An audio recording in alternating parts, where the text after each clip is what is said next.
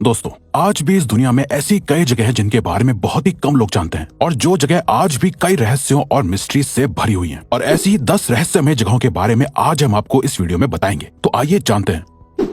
Fairy circles, Namibia. रेगिस्तान का नाम सुनते ही आपके दिमाग में रेत यानी कि सैंड की इमेज आ जाती होगी, लेकिन दोस्तों फेयरी सर्कल्स सिर्फ नामीबिया के रेगिस्तान में पाए जाते हैं। दोस्तों, अफ्रीका के नामीबिया में एक बहुत बड़ा रेगिस्तान है जिसे नामीबिया डेजर्ट के नाम से जाना जाता है। नामीबिया रेगिस्तान दुनिया के बाकी रेगिस्तान से थोड़ा अलग है क्योंकि नामीबिया रेगिस्तान में अनगिनत सर्कल्स पाए जाते हैं जो कुछ इस तरह से दिखाई देते हैं। इन्हीं सर्कल्स को फेयरी सर्कल्स का नाम दिया गया है। ये फेयरी सर्कल्स 1100 माइल्स की जमीन पर फैले हुए हैं। इन सर्कल्स का डायमीटर 7 से 49 फीट तक का पाया गया है। इन सर्कल्स की सबसे हैरान करने वाली बात यह है कि इन सर्कल्स के सर्कमफेरेंस यानी चारों तरफ पर घास उगी हुई होती है। इन सर्कल्स के बनने पर बहुत से डाउट्स रहे हैं। कुछ लोगों का मानना है कि ये शायद टर्माइट्स की वजह से बन गए हैं या फिर नेचुरली ही घास सर्कुलर मोशन में उग गई है। वैसे अगर आप गौर से देखेंगे तो आपको रेगिस्तान का ये सरफेस चांद के सरफेस की तरह लग रहा है।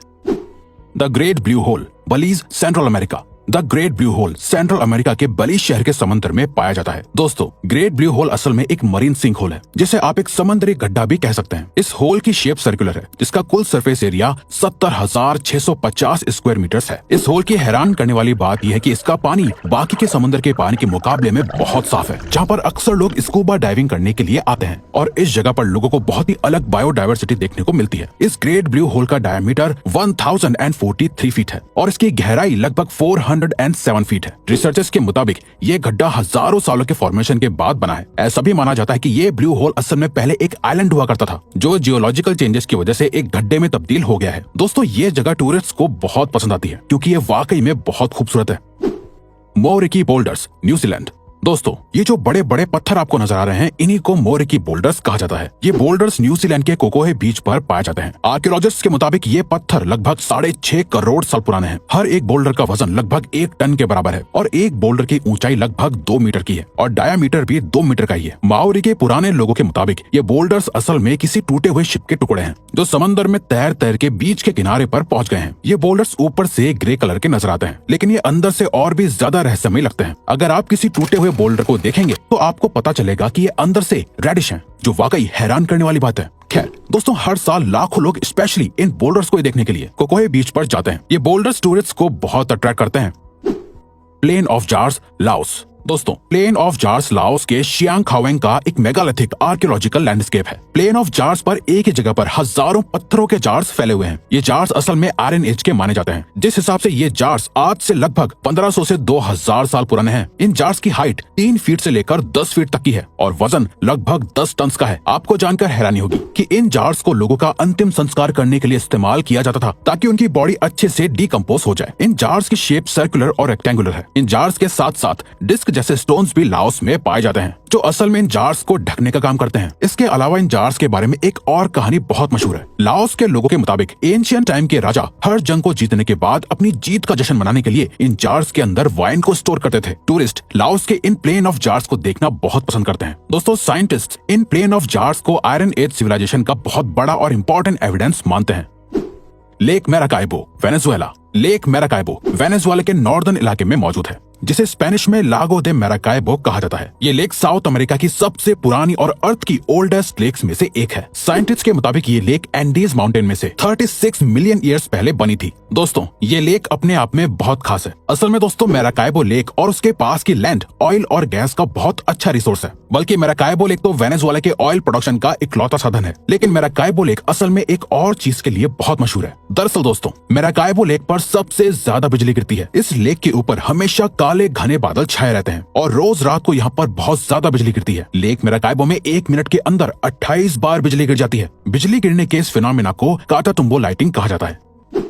सलार दे यूनी, बोलिविया। सलार दे यूनी असल में बोलिविया का एक बड़ा नमक का मैदान है। ये चिली के बॉर्डर के पास लोकेटेड है। सलार दे यूनी लगभग 10,000 स्क्वायर किलोमीटर्स में फैला हुआ है जो इस दुनिया का सबसे बड़ा नमक का मैदान है। ये नमक का मैदान असल में बहुत पुरानी लेक्स के फॉर्मेशन से हुआ है जो लगभग 40,000 साल पुरानी थी। लेकिन वक्त के साथ साथ ये लेक्स इवेपोरेट हो गई और सिर्फ नमक का मैदान रह गया। यूएस जियोलॉजिकल सर्वे के मुताबिक सलार दे यूनी में सॉल्ट के साथ साथ लिथियम भी बहुत ज्यादा मात्रा में पाया जाता है। सलार दे यूनी को दुनिया का सबसे बड़ा मिरर भी कहा जाता है, क्योंकि जब आप इसे देखेंगे तो इस मैदान में आपकी रिफ्लेक्शन एकदम साफ दिखाई देगी। इस मैदान में खड़े होने पर लगता है कि जैसे आप आसमान पर खड़े हैं। आपको बता दें कि सलार दे यूनी बोलिविया की सबसे मशहूर टूरिस्ट डेस्टिनेशन है। Tianzi mountains, China. Tianzi mountains south central China के हुनान रीजन में है। तियानजी माउंटेन्स अपनी नेचुरल ब्यूटी के लिए बहुत ही ज्यादा मशहूर हैं। आप इन तस्वीरों में इन माउंटेन्स को देख ही सकते हैं। तियानजी माउंटेन की सबसे ऊंची चोटी को कुनलुन पीक कहा जाता है, जिसकी कुल ऊंचाई 1262.5 मीटर यानी 4142.2 फीट है। इस माउंटेन का नाम चाइना की मिंग डायनेस्टी के एक फार्मर शियांग वांग तियानजी के ऊपर रखा गया है। तियानजी माउंटेन्स में ग्रीन स्टोन्स भी पाए जाते हैं।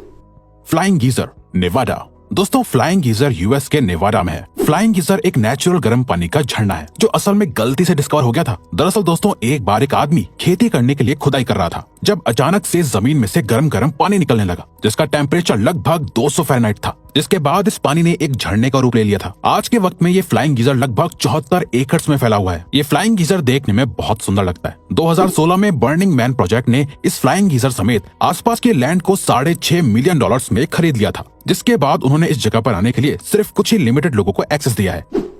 Dragon blood tree, Yemen. आपने इंसान और जानवरों के शरीर में से तो अक्सर खून निकलते हुए देखा होगा, लेकिन क्या आपने किसी ऐसे पेड़ के बारे में सुना है जिसके अंदर से खून निकलता है? दरअसल दोस्तों, यमन देश के सोकोट्रा आइलैंड में ड्रैगन ब्लड नाम का पेड़ है, जिसके अंदर से वाकई में खून निकलता है। इस पेड़ को सोकोट्रा ड्रैगन ट्री भी कहते हैं। इस पेड़ की शेप किसी अम्ब्रेला की तरह होती है। असल में इस पेड़ के अंदर से लाल रंग का एक रस निकलता है, जिसे लोग खून बोलते हैं। वैसे इस लाल रंग के रस से इंसान के खून में बनने वाली बहुत सी बीमारियां दूर होती हैं। इसके अलावा इस रस का इस्तेमाल लोबान वाले आइटम बनाने के लिए भी किया जाता है। दोस्तों, इस रहस्यमय पेड़ को देखने के लिए हर साल लाखों लोग यमन जाते हैं।